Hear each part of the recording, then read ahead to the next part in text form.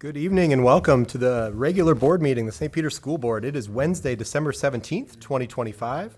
We are in the governor's room of the community center. We will call the meeting to order. First item up is Pledge of Allegiance.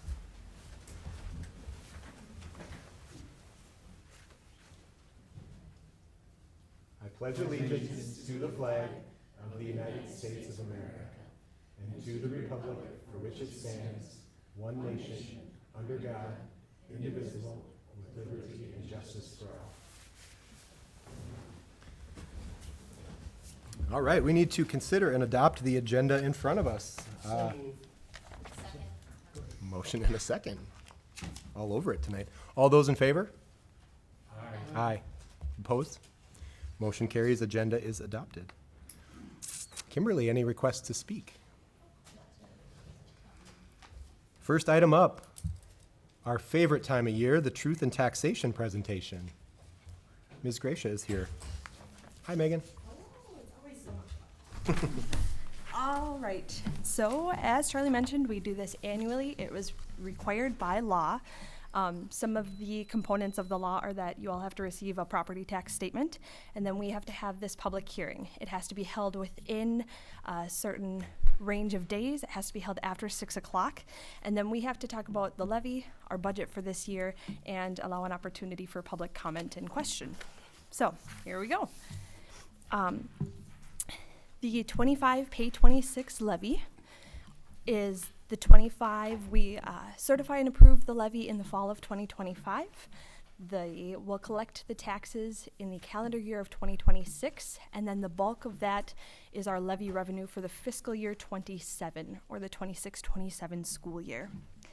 A number of factors go into our school property tax, our levy, including legislative action, the county assessor with evaluations of market properties, the school board, if you decide to do like the LTFM bond, for example, and then our voters. So if they approve the operating referendum or the Mend the Middle project. The levy is extremely complicated. There are over 50 revenue calculations that are made. Then they split things between aid and levy. So there's a lot that goes into it. And one thing to remember is that on your property tax statement, you'll see two separate lines. So one is going to be voter approved, one is going to be other. Voter approved would be like the operating referendum, the new high school, the Mend the Middle, and then everything else falls into that other local levies line. The property taxes are calculated based on two different factors. So there's referendum market value and there's net tax capacity. So just as a reminder, we talked about this in September, but referendum market value is going to be all of the parcels of land excluding ag land and seasonal rec properties. A smaller number of calculations use referendum market value, but some like operating referendum and LOR do. And then we have net tax capacity. So more of the calculations utilize net tax capacity. That's going to be all parcels of land, but they have different classifications. So a residential property is going to pay less than a commercial property for anything that uses those calculations. And that's going to be like QComp or LTFM or our other post-employment benefits. For this year, we are asking that the board approve our levy. It's increasing by $65,000 or 0.66%. It's going to be $9.9 million, just shy of $10 million. If you recall, back in September, you approved the preliminary levy at $117,000 or 1.18%. After you approve that preliminary levy, they continue to run calculations. So they update our student counts. They update if there's any appeals to market valuations, they update those. If we change any estimates to expenditures for the things that are based on expenditure estimates, they'll update the levy for that. So from the point when we approved our levy till now, the levy decreased by roughly $50,000. On the multi-year levy factor comparison, the big thing to remember is that our market values for the properties in St. Peter are increasing. And this is significant because if our market values increase and our student counts stay the same or decrease, our property wealth per pupil goes up. And if you recall, any of the items where they use equalization, so that's where more of the aid goes to communities that have a lower property wealth per pupil. So if our market values are going up and our student counts are staying relatively stable or decreasing, we're going to see less aid and more levy. And just a reminder that the revenue is calculated based on all of those formulas that they utilize. If market values go up, that doesn't necessarily that does not indicate that our revenue is going to go up. It's maybe just going to shift who is paying for, or which properties are making up that revenue. I think that's a big misconception, is that people see their own property, the market value of their own property go up, and they maybe are paying less in taxes, and that can be sort of confusing for some taxpayers. So just remember, our pie is not determined by market value. So that's just one component to keep in mind. Our levy is made up of roughly 44% for the general fund, 1% for community ed, and 55% for debt service. There is a 5-year levy comparison, and you can see last year that debt service chunk jumped up significantly. That was when we started making the bond payments for the middle school, for the HVAC IAQ Mend the Middle project. But general fund and community ed, and even debt service prior to that, all stayed relatively stable comparatively. And then just a few of the notable levy impacts. So things that changed from last year to this year. $150,000 increase from last year to this year is attributed to debt service.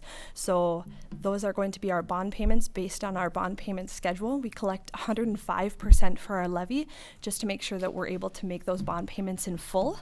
And then they do have reduction for debt excess. So if we collect an extra 5% to make sure we can make those levy payments, MDE will look every year and make sure, did we have to utilize that? If we didn't have to, because our taxpayers hopefully would pay their taxes, then they'll pull some of that back from us. And then we also were impacted by some prior year adjustments. So LOR, unemployment, OPEB, and then a TIF district. So they always run calculations and then they rerun things for the past 3 years, and we can have increases or decreases based on any of those recalculations that they do. So when we get to the action item, we are asking that the board would approve our levy for just shy of $10 million at $9.9 million.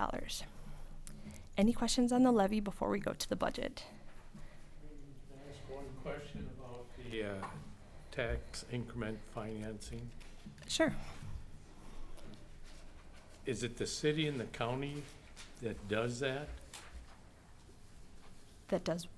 That grants tax increment financing? We can't. We have no control over that, right? Correct. So that's a result of action by the city and the county, or just the city?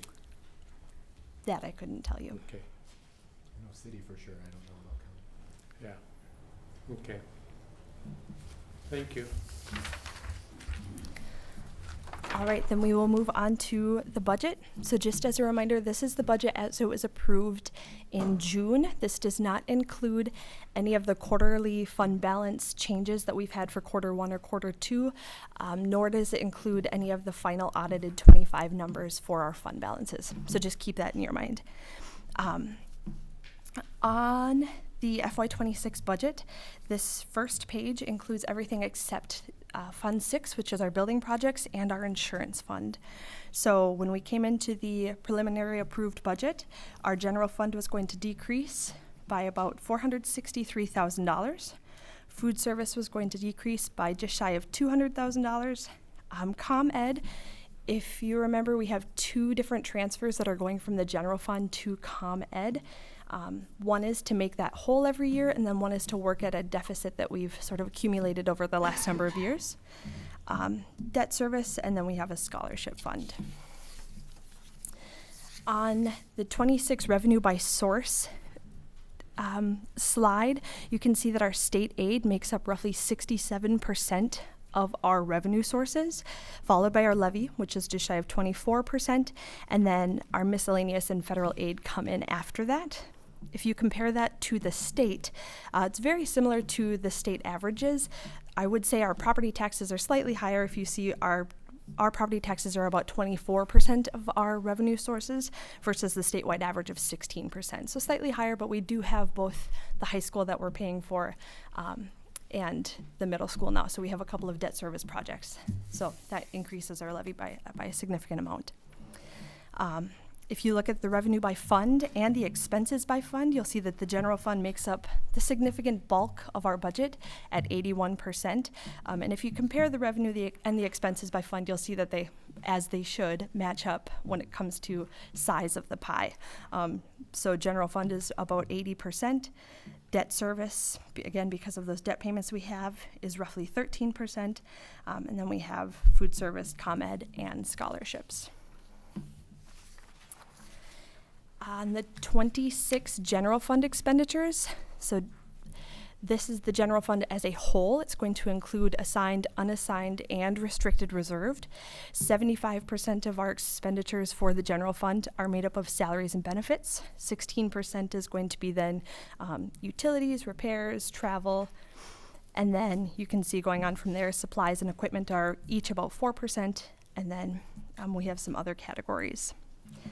There is a pie chart that will share that same information. As you can see, 75% is salaries and benefits. So when we talk, as we look at things like negotiations, just to remember that that makes up a significant portion of our general fund expenditures. There are the two slides for the preliminary budget, the detailed and then the summary. We included those. I'm not going to talk about those, but just because that's what we would typically share, you would have seen those before. We wanted to include them in the presentation. We also included our quarterly one fund balance tracker as a reminder that based on any activity that we had in quarter one, we're adding about $400,000 to our fund balance from that quarterly one fund balance tracker. A few pieces of miscellaneous information that Baird and or MREA thought were interesting for us to share. One of the things is that inflationary factor. They always like to put in a plug for this. Had the general fund dollar amount per pupil stayed with inflation, we would have had about $1,400 more per pupil, which equates to $3.3 million for us. So something we can't necessarily remedy, but just an interesting fact to keep in mind. Do remember that right now the per pupil formula is tied to inflation between 2 and 3%. So there is that component in there as of right now.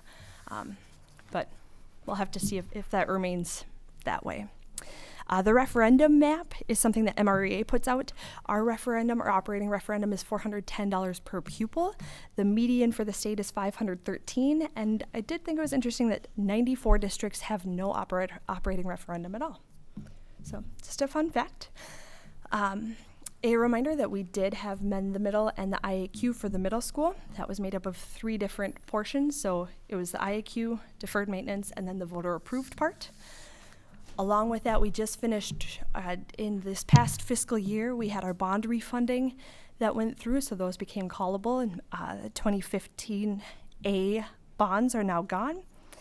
We do have, like I said, the operating referendum for $410 per pupil, and then the high school. We're still going to be making debt payments on that for quite some time.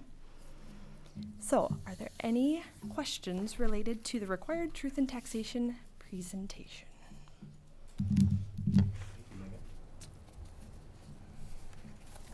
Staff? Excellent.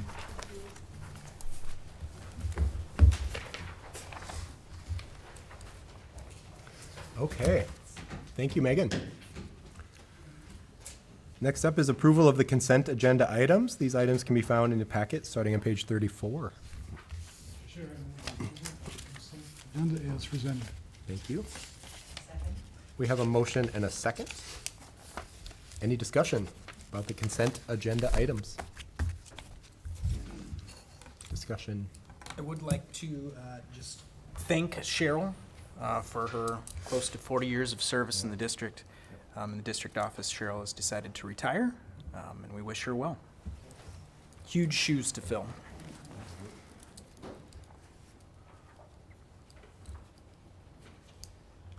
Any other discussion? Discussion. Hearing none, we'll proceed to vote. All those in favor signify by saying aye. Aye. Opposed, same sign. Motion carries. Consent agenda is approved. Next up, Jackson, you're a champ for sitting through the riveting financial presentation. But we're finally to the best part of the night. Come on up. Welcome.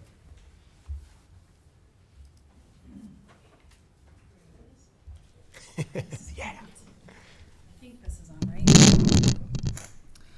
Thank you for having us.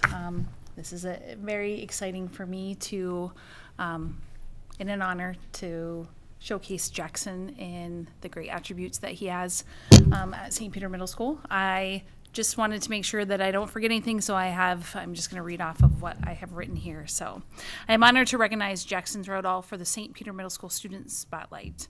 Jackson is a student who truly exemplifies our pride expectations and consistently demonstrates preparedness, respect, integrity, determination, and empathy. My first meeting with Jackson left a lasting impression. This was last August. He was part of the welcoming committee, standing in the hallway, getting ready to greet new middle school students to our school. Without hesitation, Jackson approached me, extended his hand for a handshake, and introduced himself. "You must be our new principal. My name is Jackson, and I'm really excited to meet you." As you all know, when you meet a young person with that kind of confidence and charisma, you know that they have something exceptional to offer. From the moment that Jackson walks through our doors each morning, he brings an energy that brightens the entire building. Jackson teachers describe him as charismatic, someone who brightens every room he enters and shows exceptional kindness to everyone around him. On a daily basis, Jackson greets staff members with a warm smile, genuinely listens to how teachers, staff, and peers are doing, and has a remarkable gift for making others feel valued and seen. When that bell rings at 8:25, Jackson is in class ready to learn. His academic motivation shines in every class as teachers observe him bringing in genuine enthusiasm and sharp focus to assignments he encounters. Jackson enriches classroom discussions with thoughtful contribution that advance everyone's learning. The respect that Jackson has for others is evident in every interaction. Jackson listens thoughtfully when others speak, considers different perspectives, and treats everyone with consistent kindness and consideration. Jackson is a student that holds himself to a high standard and demonstrates unwavering honesty, choosing to do what is right regardless of who may be watching. Teachers, staff, and classmates know they can count on Jackson to be genuine and trustworthy in all situations. In the library, you will find him volunteering his time, checking out books, helping younger students discover books that they will enjoy, and building relationships with Mrs. Freeman and Miss Snay. He brings the same energetic, helpful attitude to the library that he demonstrates in class, embracing new challenges and jumping in to assist however he can. Jackson has strengthened the connections within our school community and consistently shares creative ideas about how we can continue to improve. Recently, he has developed a thoughtful plan to transform the tennis courts into an ice rink, aiming to provide new opportunities for students and create a little more fun at school and in the community. I have encouraged him to draft his proposal and to send it to Dr. Graff. In closing, Jackson makes every day better for everyone around him. He reminds us why we do what we do and what's possible when someone commits to excellence and character alongside academic achievement. We are grateful to have Jackson as part of our St. Peter Middle School community and are excited to watch him continue to grow and lead. Congratulations on this well-deserved recognition as the St. Peter Middle School Student Spotlight. Thank you. Thank you. Are there any questions for Jackson? Jackson, I got a question. What is your favorite subject in school and why? Before it was math, but as I've grown, I've changed over to science. Just really fun activities and labs that we do in class. It's just I like coming to school and being able to do science groups and things. Good answer, Jackson, if you're gonna send him a proposal. He's a former science teacher. We'll have to check with our lawyers and insurance about the ice, but I think you should send it to Seth first. So Jackson, you're so full of activities in school. What do you do in your own time? Not much. I got hockey. Otherwise, I usually just do homework and play games. I don't really Hockey's do a lot. much. So, Hockey's a lot. Yeah. It is, yes. I was gonna ask if you're a hockey player, given your interest in ice. You know, I think that your principal could be a good coach. What do you think? for skills. Don't know until you ask. What's your favorite book? I'm really not the biggest fan of books, but as of right now, I'm reading That's Not What Happened, and it's a mystery crime book, and I'd say that's probably my favorite. It's fantastic. So, Who did you bring with you?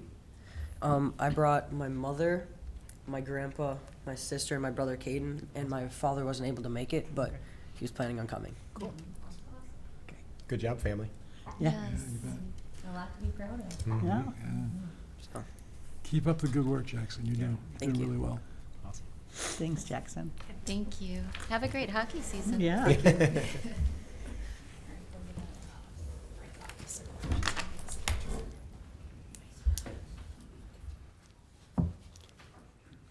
And he can wow everyone with his truth and taxation information that he learned tomorrow.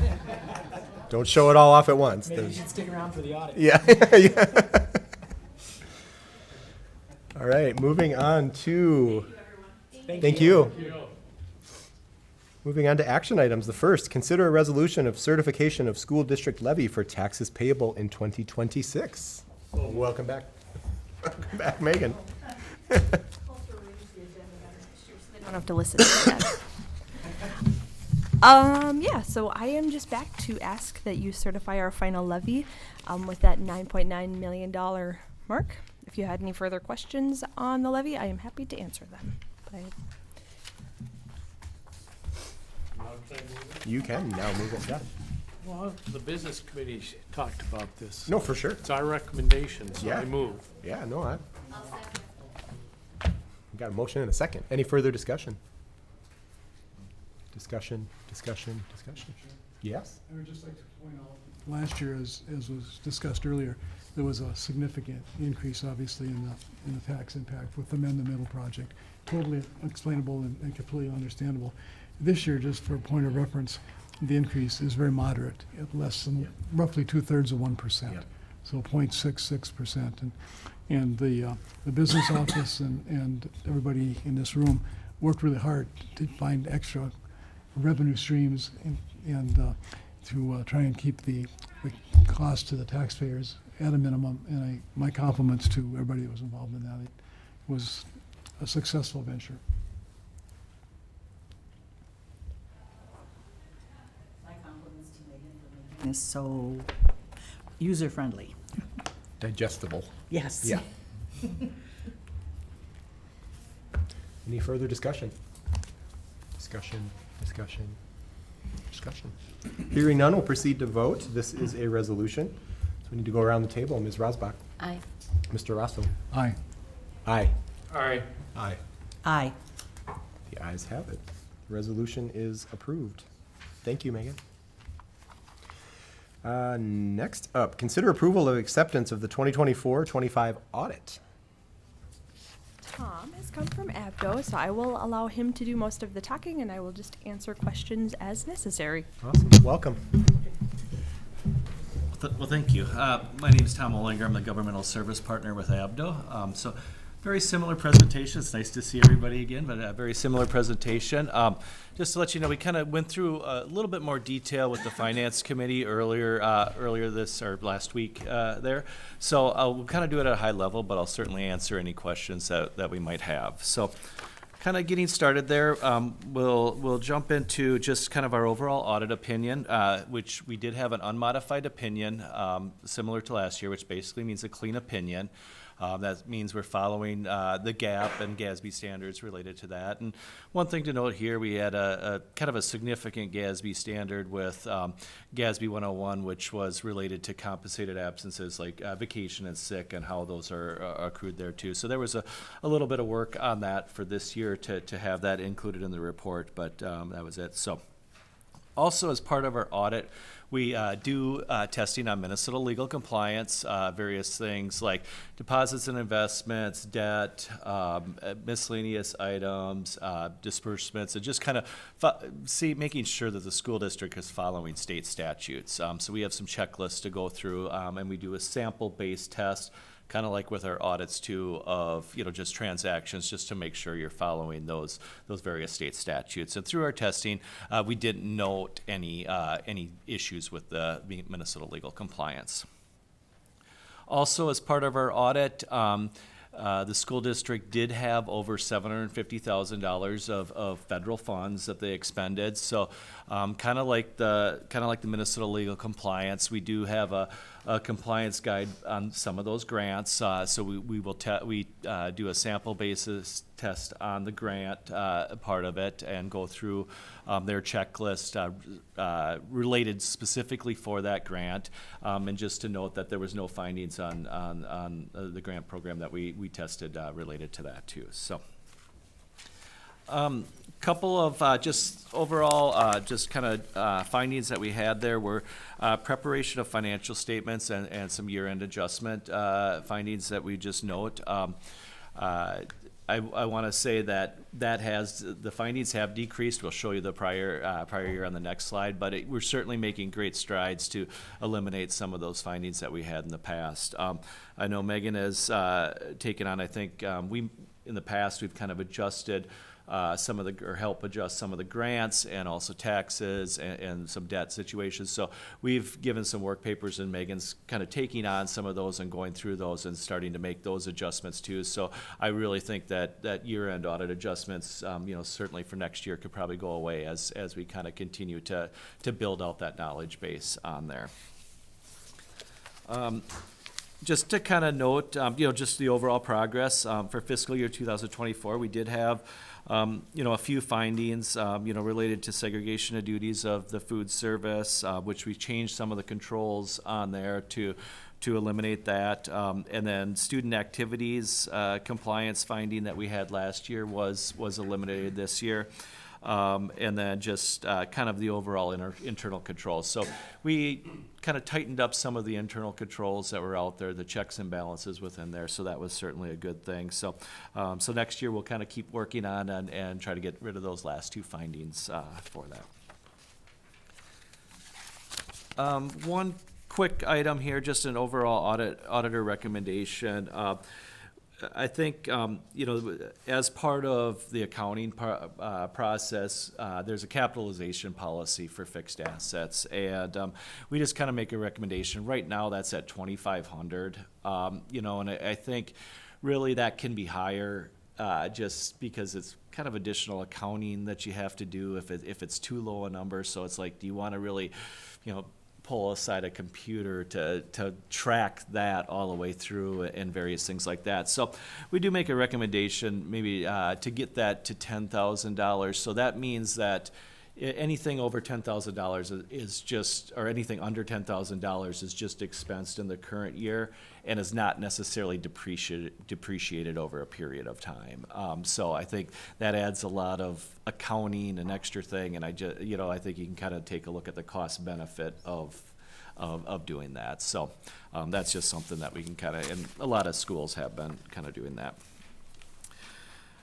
Getting into some of the financial numbers, certainly the average daily membership drives a lot of the funding and just kind of the overall expenditures that you have there. So, kind of taking a look at where your ADM was for 2025, that was just slightly up, but the good thing is that has stayed pretty consistent year over year. So, as you know, that does drive a lot of the funding. So, as you move forward, it's always great to kind of keep track of where that is heading going forward.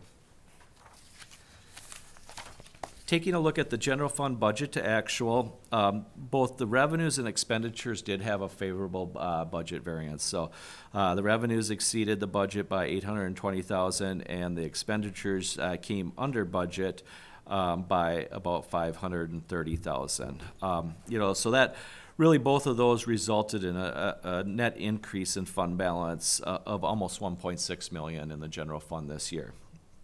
And you currently had budgeted about $500,000 for that increase. And I think as you kind of move forward and what we're seeing on trends here, I think kind of continue to look at where that fund balance and increase is, because if you want to, on our next slide where we talk about the percentages, if your expenditures keep going up, which we've seen year over year, your fund balance needs to kind of follow that accordingly to kind of keep that percentage there. So we can kind of go to that next page of just looking at where those percentages are, and also just kind of where you're falling on your overall total unassigned fund balance. So as I noted, we did increase that fund balance by about 1.4 million. So you're seeing that jump up in that to about 5.3 million. Your unassigned, your target unassigned balance is the 5.3, and you're at 6.5 for your unassigned actual. So as you can kind of see, you're kind of following along with where the percentages of expenditures going up is kind of following with what your fund balance going up also there. Taking a look at the general fund balance as a percentage of expenditures, and this does a comparison with both Region 9 school districts and then also the overall statewide averages. And, I think we had that trend down from 21 to 23, kind of continuing to drop on that fund balance, which was dropping below the statewide averages and the Region 9. So, the good thing is we have been seeing that tick up for that and kind of getting in line with where that statewide average is for that. So that's certainly good. I've seen several of the schools having that, the fund balance increase, but I think it's really kind of, as I talked about earlier, that increase is needed because it's following along with what the expenditures are doing out there, and with the increase of health costs and various health insurance and stuff like that, that is kind of flowing through there. Taking a look at the general fund revenues per ADM, the state sources, are a little bit above the averages there. What I would note, you probably might question why the federal sources are kind of coming in lower. I just want to remind you that both the statewide average and the Region 9 are last year's numbers. So really, some of the ESSER and GEARS dollars were dropping off this year, and they still had some remaining ones last year. So really, because being consistent with 2005, we've seen those federal dollars drop off for 2005. Property taxes, kind of talked a little bit, covered a lot of this in the truth in taxation period, but the per ADM is below, but just kind of looking at the average school, average per property, per home, and then also the 10K, just the value of 10K. The value amount is kind of just a little bit above where the averages are, but as Megan had mentioned, we do have some of the building bonds that are included in here, and that's not necessarily just the operating levy that's out there. That's all the approved bonding that approved levy for the bonds that are out there. General fund expenditures, kind of taking a look at the mix there. If you kind of look at that trend, it has stayed pretty consistent. You've done a good job of trying to keep those expenditures flat year over year. And there was really not any real big changes in the overall mix on where those dollars were spending. So there has been pretty good consistency year over year with those programs. Taking a look at the general fund expenditures by object code, so this is kind of, as you can see, the salaries and employee benefits make up a big portion of the expenditures, and really taking a look at that percentage compared to other schools, you're right in line with where those percentages are. And that's a graph that we consistently see year over year with that. So, So the general fund expenditures per ADM, so this graph kind of shows your, kind of what percentile you're falling with other school districts across the state. So you can kind of see your overall expenditures did tick up a little bit this year, but we did have a drop in the previous year. I will say that has been a trend up there that, the dotted line that we're projecting out is based on past information. We've seen a little bit more of an increase in expenditures for 2005 for this last year. So I envision once those numbers come in most of these expenditure categories, that is going to shift up a little bit at a steeper slope then. Elementary and secondary, really kind of coming in line there, taking a look at that, you probably, just looking at that graph, you shrunk the difference between kind of the state and your averages on what the dollars are for the elementary and secondary, but really kind of right in line with what you have there. So the next is the special education expenditures. So definitely a tick mark in the higher portion here. What I would say about this is it really comes down to the mix of students that you have there and the needs that you have for special ed. So this per ADM is not on special ed students, it's at the students as a whole is what we're using there. So that kind of also comes into play on, what is your mix of needs and going forward. So we did have an increase in there, portion of that is reimbursed by federal and state, based on that, but there is also costs that are tied to the school related to that. Food service, taking a look at that budget to actual, we were budgeting a decrease in that food service fund. It did have a little bit more of an decrease there, but you're at $748,000. Really kind of falling into those guidelines. We had the 6 month guideline for a 6 month of expenditure guideline for a max. They extended that, but there has been talks of having that come back to the 3 months, at some point here. So, you're really kind of falling in between that 3 and 6 month place there. So you can kind of continue to look at that, but, I think you're right where other school districts are. Food service fund expenditures per ADM did increase. Really, once again, this graph is really pretty comparable to what I see in the trend of what I've seen with other school districts that are out there. Community service fund. We did have a slight decrease in fund balance, which really kind of added to the deficit that was out there. This last year was the first year that you did the $100,000 transfer over to help with some of the operating costs there. I know the board has a 9-year plan to kind of not only kind of fund those operations, but also kind of pay back that deficit as you go. So certainly kind of keep moving forward with that. Keep that in mind on your budgets as you're going forward, and hopefully between the costs and the operations keep pretty consistent that we can start cutting away at that deficit. Community service fund expenditures per ADM, that stayed, actually the expenditures have stayed pretty flat per ADM as you kind of have gone over the years. We did have a little bit of an increase here, but overall the expenditures have stayed pretty consistent. The debt service funds, so these are the bonds that are out there for the buildings. We did have the 2024 building bond that was added there. So we have roughly about 82,000 in bonds for those buildings. These are funded by levy there, so basically voter approved levies. So kind of taking a look at that, you look at that trend, there's just a gradual increase of principal and interest as you move forward there, but kind of keeping that in mind that the levy would have to kind of follow related to that too. Last slide here, the cash and investment balance.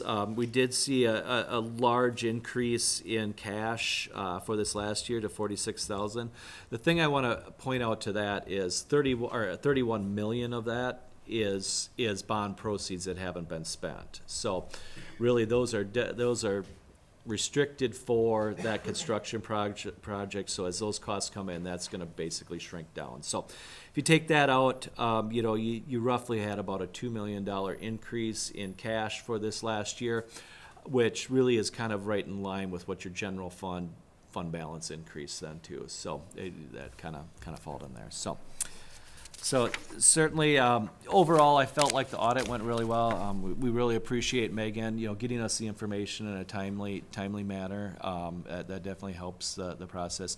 I didn't have a slide in there. One other thing too is the insurance fund, the health insurance fund is a big piece, as you kind of are self-insured too. We did have an increase in that overall cash in the insurance fund for this year, so that is certainly helps. That does fluctuate up and down based on the claims that you have, but that having something built up in there can help kind of smooth out any healthcare costs as you move forward. So, but yeah, I'd certainly open it up to any questions that the board might have.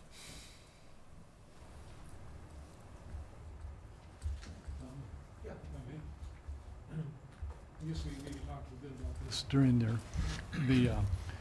your presentation to our business committee.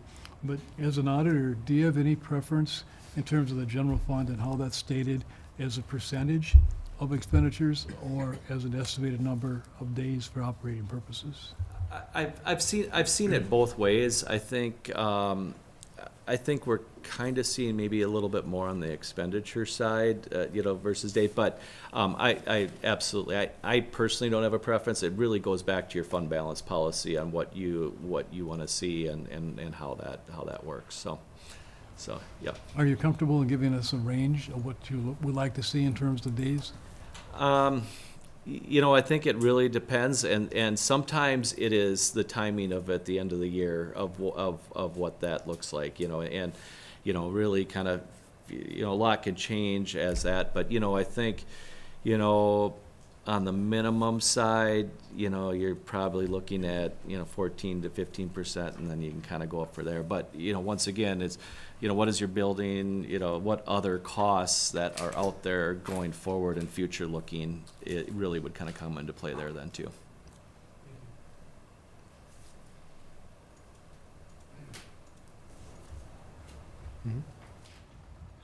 Early on, you mentioned something about auditing sick leave and things like that. Could you expound upon that a little bit? Yeah, so the way the GASB changed a little bit. So in the past, with compensated absences that they had, which were vacation and sick, it really came down to what is that liability if you are going to get paid out at the end of the year at a given point. So like if they've accrued a certain dollar amount and the policy says they upon termination they would get paid out on this. The way the GASB switched a little bit is it's versus what is going to be paid out. They kind of took into consideration what is going to potentially be used too. So we have to kind of do an estimate on that of, okay, here's the balance that's at the end. Are they going to use that and not necessarily, and it really kind of comes back to sick was the big trigger because not all of that is paid out at a given point. So now it would be, what do you expect to use in that sick going forward, and what is the averages that are out there? So that was added on to there. For the most part, vacation hasn't changed a whole lot from that. But those are the two things where they took that into consideration versus what is just going to be paid. So this Minnesota paid leave, which is brand new, could really throw a monkey wrench into any projections. Potentially, it's evaluated, and we would evaluate that. Really, once again, it's For your reference there, it is a liability that is on the statement of net assets, which is the whole government-wide. It really doesn't hit your funds on there. So this is just like a full accrual. It's very similar to the way the OPEB and the GASB 68, PRA and TRA type of thing too, where it's a long-term liability on the front side of the statement. So and then, you know, really it's not gonna change any of your budgeting on the fund side. Well, we have to pay in to this fund for the paid leave.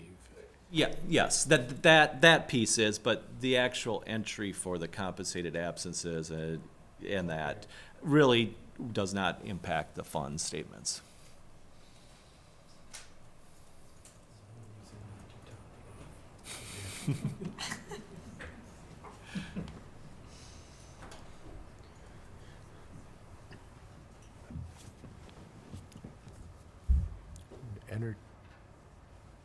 Entertain a motion.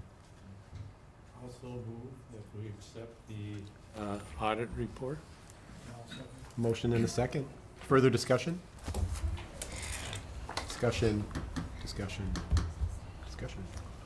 Hearing none, we'll proceed to vote. All those in favor signify by saying aye. Aye. Opposed, same sign. Motion carries. We've accepted the 2024-2025 audit. Thank you, Tom, and thank you, Megan. We really appreciate working with the school district, so if there's any questions that do come up, feel free to reach out to us. Thank you. Okay, thank you. Thanks. All right, next up, consider policies for approval with a second reading. Dr. Graff. All right, so before you have policy 527. This provides guidelines for student use of motor vehicles throughout the school day. This is coming back to you for a second reading.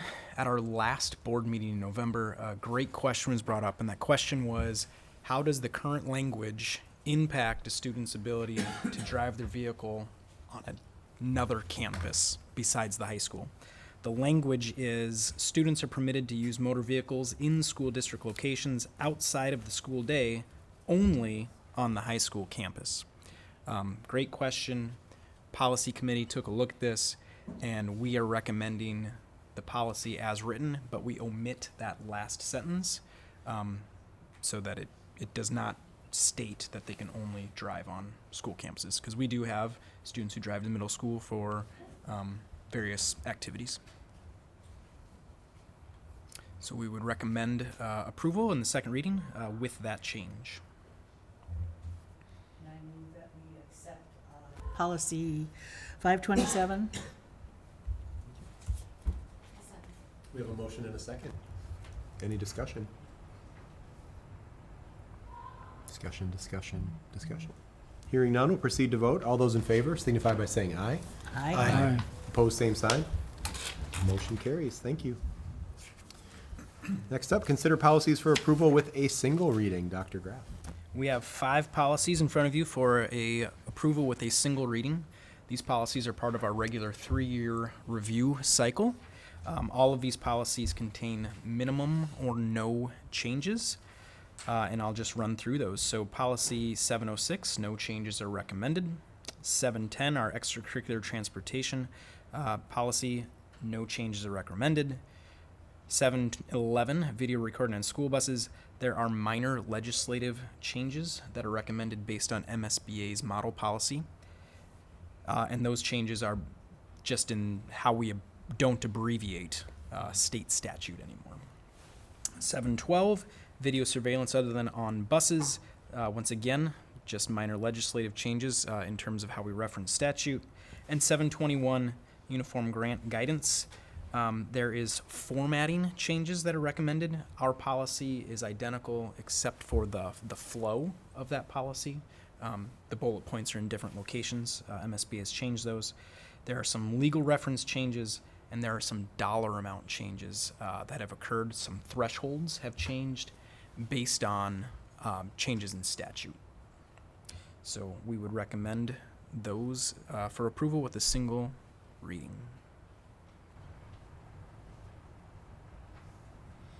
I'd like to move that we approve 7:10, 7:11, 7:12, and 7:21 in our single reading. Motion and a second. Discussion. Can we pull 7:12 from that group? I'd like to talk about, I have a question about something concerning that I just thought of. Do you discuss right now? Well, my question is, that cameras around the buildings, within the buildings, etc.,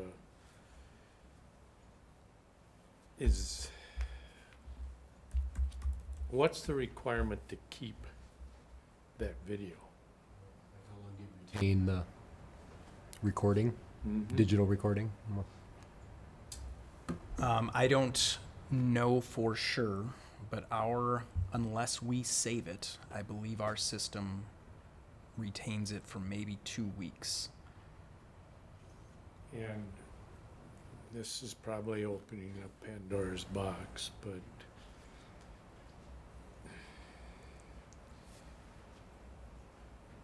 what does our records retention policy, or does it even address it? Or are videos not considered records?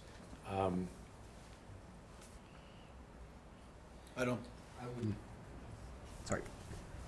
Go ahead. I'm not aware of any surveillance. It would be, let's consider it surveillance footage, right? I don't think there's any requirement to retain that data at all. Unless it was part of some sort of investigation or it changed class of the type of data that it is. So for instance, if there was an incident that was caught on the video that may involve criminal activity or that, then that particular one would have to be saved for time, but But that wouldn't be our retention at that point necessarily. That would be handed over to law enforcement. Right. We would provide information that we had, and then it is. so do we then just give them a copy of it, or what? If we had data, yeah. Okay.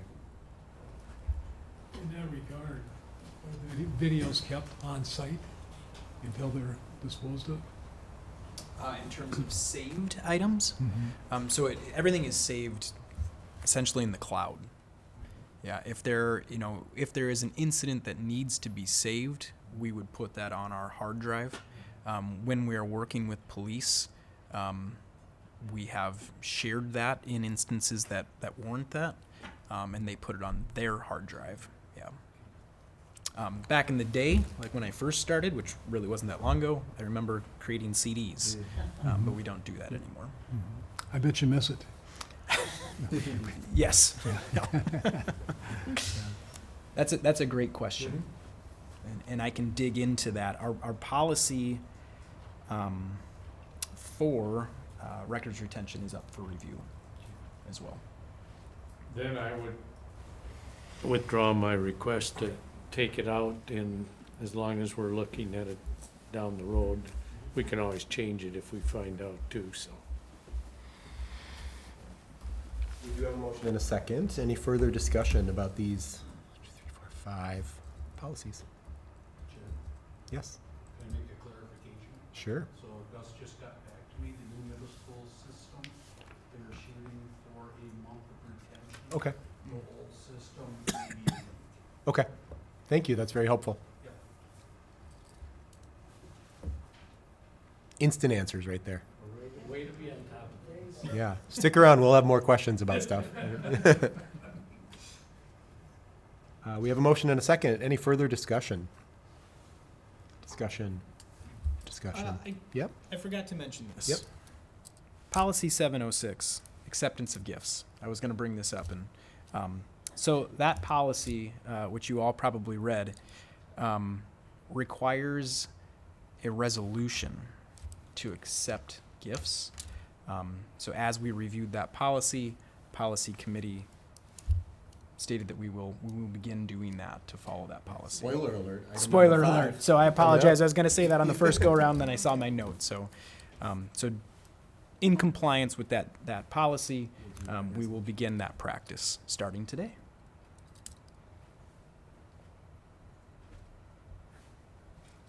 We still have a motion and a second. Discussion. All those in favor signify by saying aye. Aye. Opposed, same sign. Motion carries. Those policies are approved with single reading. And how about this? Next up, consider a resolution to accept gifts, donations, and grants.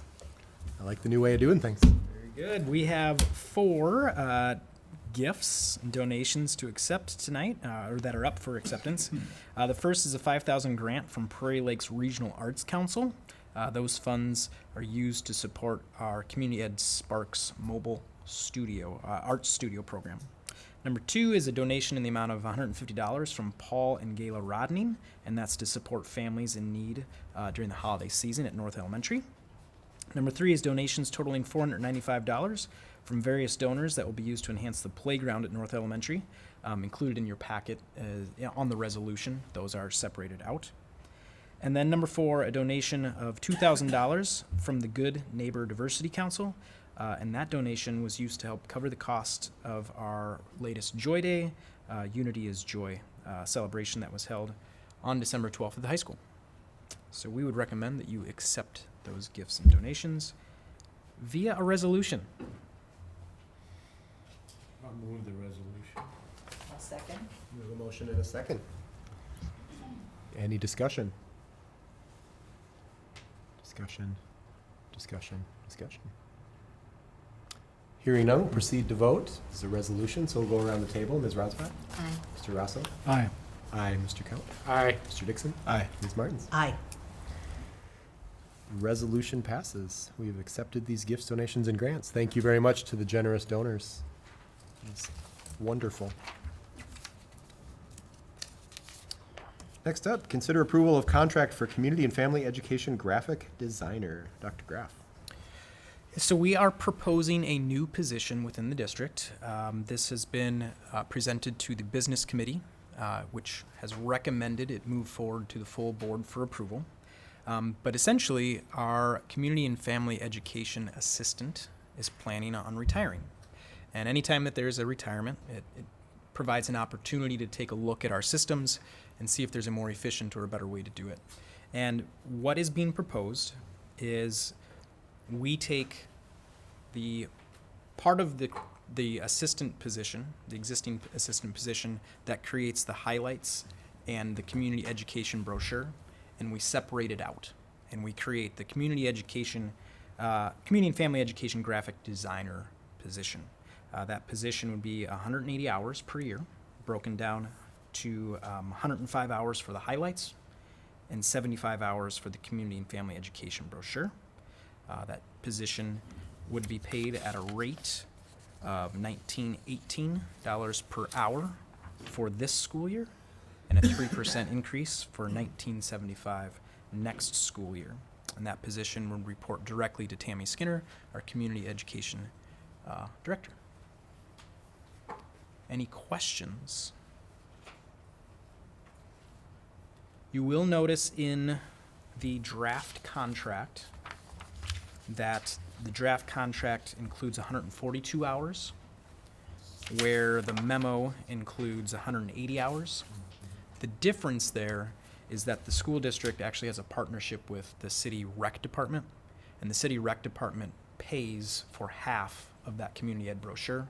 So the job description, the contract, is including just the hours we pay for. That position is also funded through a stipend that already exists. It already exists with the community ed assistant. We would separate that stipend from that position to move to the new position. This position, the creation of this position would create some consistency, and we'd really be able to find an individual who is specialized in that work.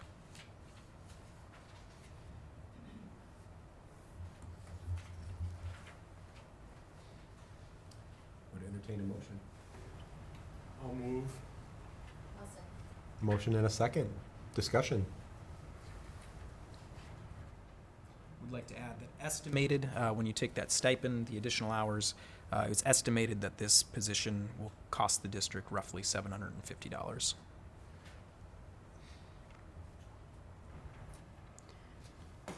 Any further discussion? Discussion. All those in favor signify by saying aye. Aye. Opposed, same sign. Motion carries. Position has been approved. Last action item, consider approval of 2026 mileage and meal reimbursement rates. Megan is back. Don't make any promises. Okay. As our board policy states, we are going to bring to the board a request to approve the mileage rate every year. We generally have gone with the IRS reimbursement rate. However, we could approve a higher rate if we so chose, and we would just have to tax our employees on the difference. So our recommendation is to go with the IRS rate for reimbursement of mileage. At this time, as of this morning, it was not released. They estimate it's going to be between 71 and 73 cents. But we are asking for your pre-approval that when it does get released, that we can use that rate for mileage. In terms of meal reimbursement, last year and in previous years, we have used the U.S. General Services Administration as our guide for meal reimbursements. That has not changed, so we are requesting that you approve no change to those meal reimbursement rates, and then tip is still set at 15% as per policy 412.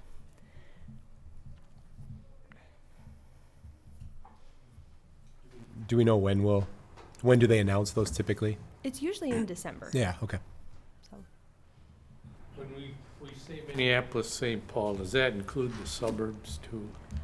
Technically, no, it's supposed to be the four, what are they called? The four, Class 1 cities? yeah, or first First cities class. of the first class or whatever. Yeah, Yeah. we're above. I will say, I mean, the number of times that, if you're in a suburb, the number of times that people go over the regular rate is rare, if ever. So, Okay. I'll move. Have a motion. Have a second. Any discussion? Discussion. All those in favor signify by saying aye. Aye. Opposed, same sign. Motion carries. I'm Thank sorry, you. Mr. Chair, I should have asked this during the discussion, but as a clarification, once IRS comes out with their new numbers, we're automatically grandfathered in that. We don't need to reconsider it, correct? Correct. We're approving that we'll set it once we get it. Exactly. Just Yep. wanted to clarify that. Yep. Thank you, Mike. Next up, informational items. Seth is here for a building and grounds update. Good evening, everybody. Good evening. Been a little while since we talked about the project. Mm-hmm. So I just have a few notes. I'm gonna kind of go through it briefly. Please stop any questions or clarifications. Absolutely ask. So we're gonna start with the middle project where we're at right now, what we're gonna be doing over Christmas break. One of the things that we're looking at is we're gonna be working on the punch list. Stuff that's left over that wasn't able to get finished throughout, before the start of school. It's been an ongoing thing trying to get construction crews in here to work when, non-student days or while students are in there. So the bulk of it's, we decided that it's gonna happen over Christmas break would be, we got 2 weeks uninterrupted that we're gonna be doing stuff to get caught up and finished on that. One of the biggest ones we have on that, we're gonna be finishing all the terrazzo in the new stairwell. That one's been lacking. We've had steel stairs and it's kind of loud. So hopefully they finish this and it gets a little quieter. And the project looks a lot more finished at that point. PSM is going to be running pipe for the heating and cooling system through the large gym. So we're actually working with PSM now and looking to get ahead on phase 2 projects.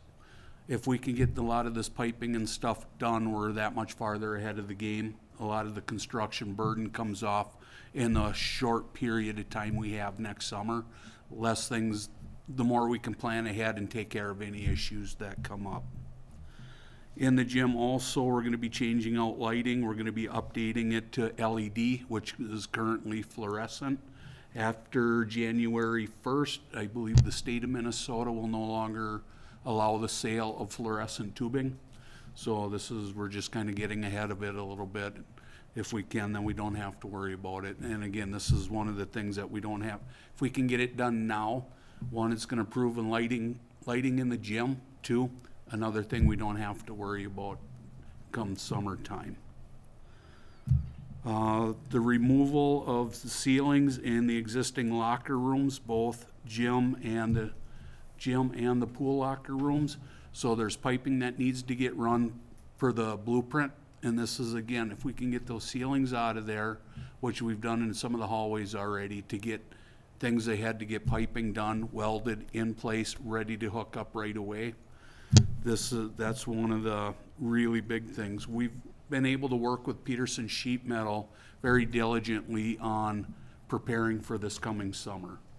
This past summer was one of the largest projects done in, I don't know, in Minnesota, I think, in that short a period of time.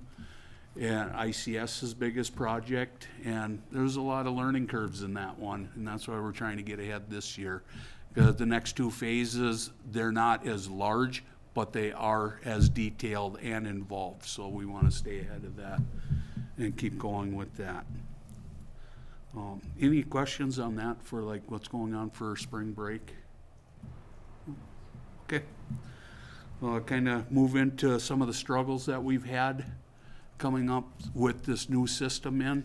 There's been a few things that that were hard to take into consideration. One, with going half the school water cooled or glycol, the other half steam. Nobody took into the consideration how much extra poundage it takes to push that amount of volume through for heating and cooling. Because of that, we've run into a few issues with the older system. Typically in years past, with the steam system, you can run 3 to 6 pounds consistent, don't run into any issues. Now with running a hybrid system, we have to maintain 6 to 9 in order to heat efficiently. The old system we're finding out is failing as we're going through. As of right now, we've had 11 repairs that we've had to do on just in the steam piping itself that's cracking. It can't hold up to it. We've had to rewire two of both boilers already, had to change them out. The controls are failing on it.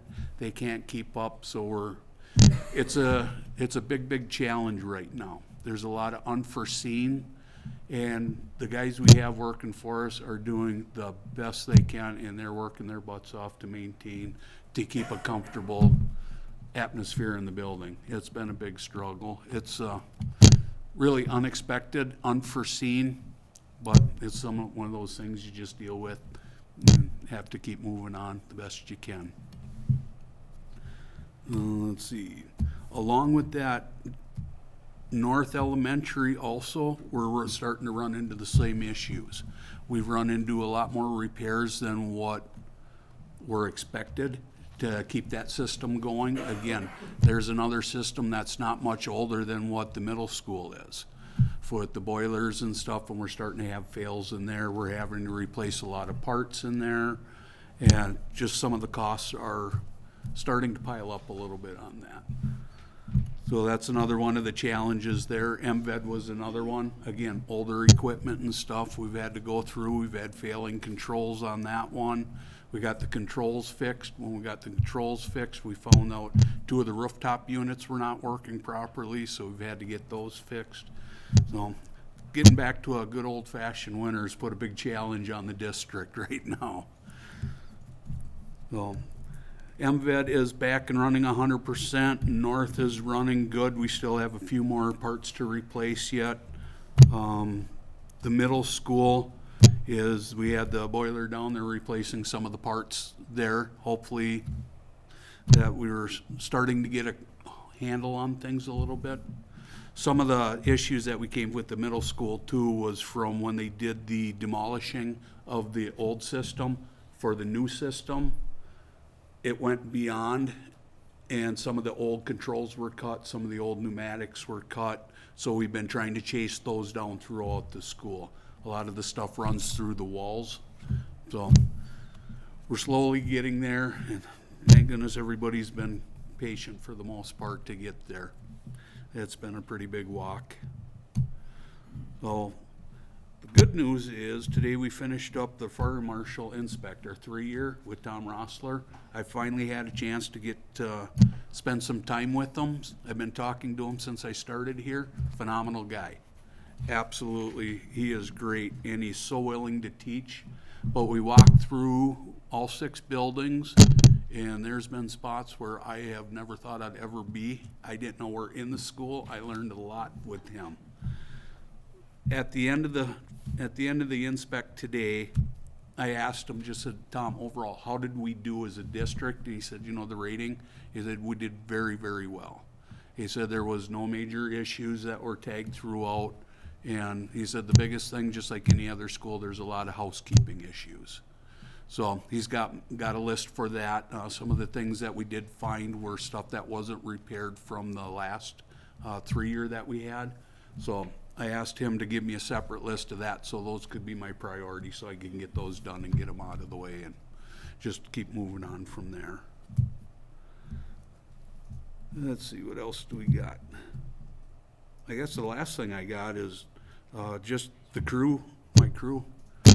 Those guys have went from 2 years of not doing anything to freaking out, trying to keep up. So, for the most part, it's been a huge challenge for them. There's been a few sleepless nights for everybody, but for the most part, from what I've seen, these guys are doing a phenomenal job so far keeping up. I know with the snow and then the freezing and then the warm and then the refreezing, it's been hard for salting and sanding, keeping up with everything, freezing rain. But overall, my opinion, those guys are doing a phenomenal job, and I'm glad to have them on my crew. So, any questions, guys? That's our opinion too. Your staff does great work, and so do you, so thank you. Awesome. Yeah. Yeah. As you may recall, I guess I asked that at our business committee meeting last week, relative to inflationary pressures that everybody is sensing to some extent. The material cost, you answered the question very well, if that's a concern relative to the budget for the total project. Well, it's hard to prepare for that. You know, if prices go up, you can do your best to prepare for it, but it all depends on what the economy's doing at the time. A lot of the parts you need, you gotta have them, and we just try to do the best we can to get them replaced as efficient as possible and as. Does it have escalator clauses, or What's that? do the contractors have escalator clauses for prices? It depends on our contract. Okay. So the ones that we do have on contract, they are at a set rate. So now their parts, however, that all depends on how everything else goes. If things go up in the market, so do their costs on parts. As far as their labor and stuff, they're at a set rate for now until the next contract comes up. Yeah. Oh, we're safe in saying we're on time and on budget. Right now, we're on time and on budget. I know it's been a very big struggle, but somehow we're pulling it out. Everybody is working together. A lot of the outside crews, APX and stuff, Peterson Sheet Metal, Hawk, all those guys, everybody, we have weekly meetings, and we talk about stuff like that. What are the needs coming up? What does it look like? You know, like you said, inflation costs and stuff.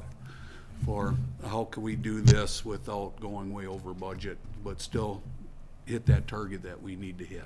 Good job. Thank you. Yeah, you're welcome. Awesome. Thanks, Seth.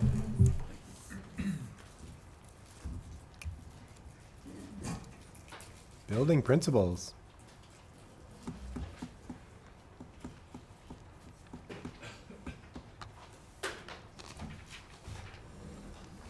Just 3 of us tonight. Some call us the varsity team. Varsity team, yes. A squad. Anyway, it's good to see everybody tonight. In early childhood, in November, we finished up our conferences. We had fantastic participation, lots of families and parents in our building, so we're excited about that. As we moved into December, certainly our theme switched to more winter, fun and activities, learning about snow and weather and all of those things. Cold weather has limited our time outside, but we have gotten out on these nice days, and the kids need that, so that has been fabulous. This week, the theme is gingerbread, and so anything you can think of to do with gingerbread, we are doing it. There may or may not have been a gingerbread man baked in the oven in the middle school cafeteria. Actually, there have been a few. And then it runs about the building, and all of a sudden is back in the room and unfortunately is eaten for snack. But it is an exciting time, and our middle school cafeteria folks play that role fantastic, and the eyes are just so big, and it's pretty cool to think about. And so it's lots of fun. Lots of energy this week. Kids are feeling the weather and the excitement of having some time off school. So we are keeping it rolling in preschool. Jenna? Sure. We had gingerbread theme last week, so it's a deal. It's a thing. So we are also very excited and very energetic at South. Kids are, Dr. Graff, you were there today. It's a little bit noisy right now. We've been having themed dress-up days, so I shouldn't have changed. But today was holiday cheer. We had a couple of kids dressed for really interesting holidays. We had, not everyone dressed in what you would think of this time of year. Very fun. Last time I was up here, I talked about a potential movie night coming up.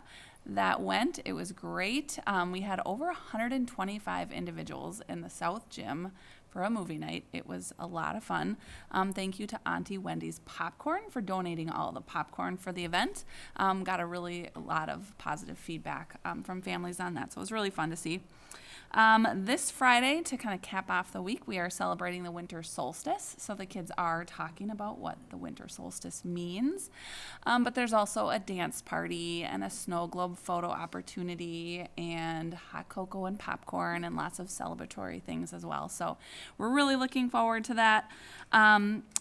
I also want to just talk about in the new year, our ELA teachers are going to be working really hard on some curriculum review. Darren Doherty and I have been gathering lots of samples and materials and meeting with lots of reps from curriculum groups from some of the organizations that have been vetted for their curriculum. So it's either highly or partially aligned to the Minnesota standards and the READ Act requirements. So in the new year, you're probably going to start hearing about that from us more. Our K-5 teams are going to be looking at 4 curriculum pretty deeply, and then our 6-12, they're going to be looking at just some curriculum materials, not necessarily something comprehensive. So that's coming, something I'm excited about. And then I just want to mention, I don't talk about Oshawa a lot, but we have a full teaching staff now, and we have for more than 30 school days. So this is a huge accomplishment.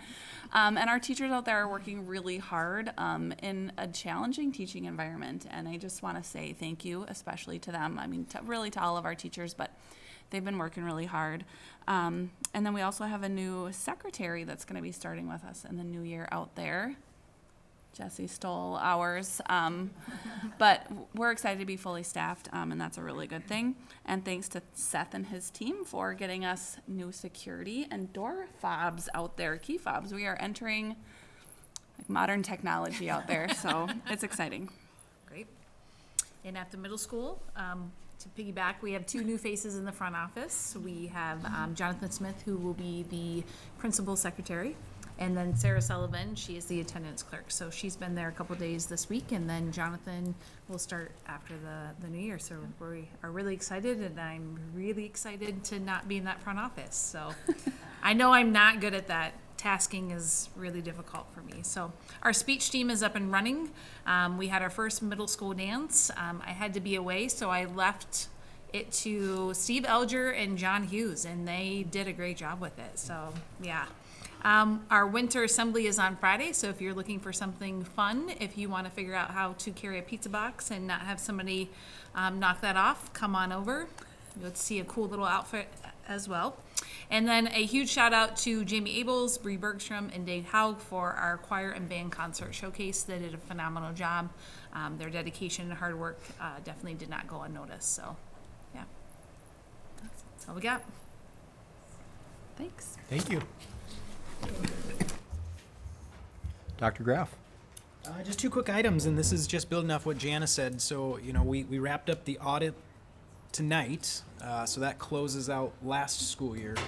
And believe it or not, as soon as January hits, we really start to talk about next year. So a lot of the work that the principals and I will start doing is really planning for summer and next school year. You're going to start to hear a lot about curriculum, registrations, program changes, if there are any things like that. So that's right around the corner.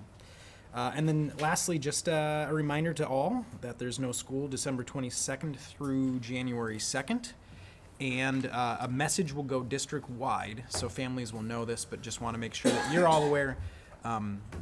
Officer Hughes and local emergency response teams will be having a training at the middle school on December 29th. Once again, a message will go out to all families, but families might see emergency vehicles, lots of them, at the middle school. It's just a training, no emergency. That's not gonna impact Seth at all, is it, with their? They're very aware of that. There's been lots of coordination around that. There's been a lot of coordination between, some of the guys might even jump in on it as bodies or something. Yep. Okay, thank you. Around the table, Ms. Rotzbach.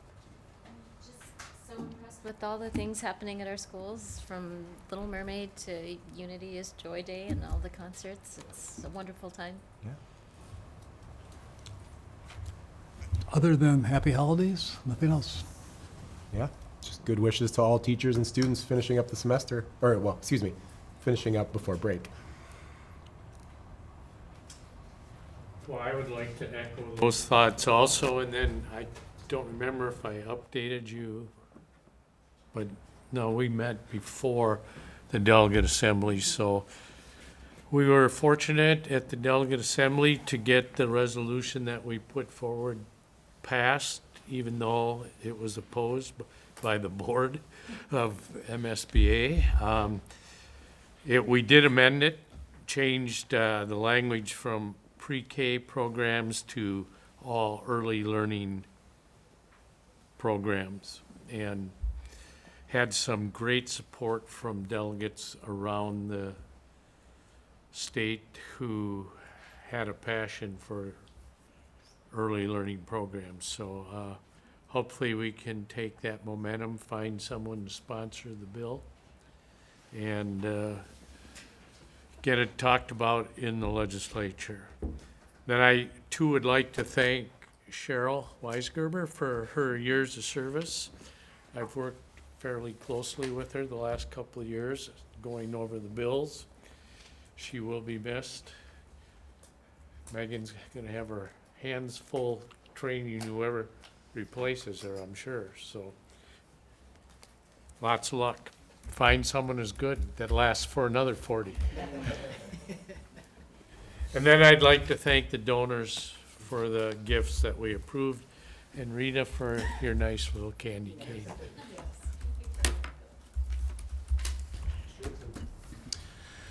No, nothing for me. Thanks. I want to echo congratulations on the Joy Day last Friday at the high school. That was absolutely an amazing effort, and I hope it was as well received by the kids as it could be. Again, to Cheryl, congratulations, Cheryl. Thanks for everything that you've done. And I also want to call your attention to and congratulate the NAPAC families who did TP painting this last weekend, Friday and all day Saturday. I can't wait for you guys to see the results of this. It's on Facebook. You'll see it in the highlights. This is an absolutely stunning job that they did for a cultural sharing, and I can't wait to see it put up and being used. So I want to congratulate all of them on that. And again, the delegate assembly was really good. And as a school board, if some of these resolutions are adopted, and we may be called on to provide testimony or stories or something like that, so be prepared, because they're good things. That's it. Awesome, thank you. Anything any of the committees did not have a chance to talk about tonight that they want shared? Spend more time talking about The numbers from the audit and also the budget. Okay. Yeah, we can do that informally after. Exactly, Yeah. there we go. Well, Yeah. let's just meet at John's house. Yeah. I was gonna say, the agenda pretty much was the business committee, so, and we're continuing to march with the negotiations. We're making progress. All right, we have several upcoming meetings, but just of note, the organizational meeting of the board that happens, the first meeting in January every year, it will be on a Monday. Our new rotation is Wednesdays, but because of state statute, right? Is recommended. Recommended. The first Monday. The first Monday. And it worked for us, so Yep. we did it. Monday, January 5th, so our first meeting of the year will be Monday, January 5th, 5 PM in the governor's room. I would like to, I believe, unless I'm mistaken, there's also a teacher's negotiation on the 12th. January 12th? Correct. Is that on? I have it on mine. Oh, okay, I don't have it. Oh, okay. Monday, January 12th at 4:30? Mhm. Yep. I go right from the 8th to the 13th. Yeah, I've seen. Yeah, that's the updated version. Oh, there we go. Early edition. Yeah. Exactly, yeah, that's it. All right. It's about that time. I will move to adjourn. All those in favor? Aye. Have a lovely evening and a nice winter break.